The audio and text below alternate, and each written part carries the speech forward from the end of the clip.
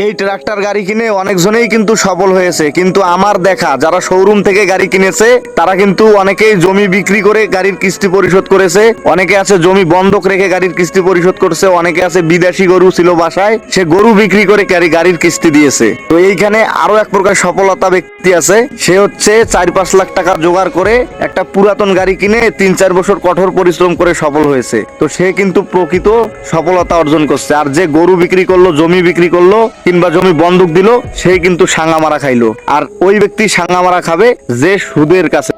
এই ট্রাক্টর গাড়ি কিনে অনেকজনেই কিন্তু সফল হয়েছে, কিন্তু আমার দেখা যারা শোরুম থেকে গাড়ি কিনেছে তারা কিন্তু অনেকেই জমি বিক্রি করে গাড়ির কিস্তি পরিশোধ করেছে, অনেকে আছে জমি বন্ধক রেখে গাড়ির কিস্তি পরিশোধ করছে, অনেকে আছে বিদেশি গরু ছিল বাসায় সে গরু বিক্রি করে গাড়ির কিস্তি দিয়েছে। তো এইখানে আরো এক প্রকারের সফলতা ব্যক্তি আছে, সে হচ্ছে 4-5 লাখ টাকা জোগাড় করে একটা পুরাতন গাড়ি কিনে 3-4 বছর কঠোর পরিশ্রম করে সফল হয়েছে। তো সে কিন্তু প্রকৃত সফলতা অর্জন করছে। আর যে গরু বিক্রি করলো, জমি বিক্রি করলো কিংবা জমি বন্ধক দিল, সেই কিন্তু সাঙ্গা মারা খাইলো। আর ওই ব্যক্তি সাঙ্গা মারা খাবে যে সুদের কাছে।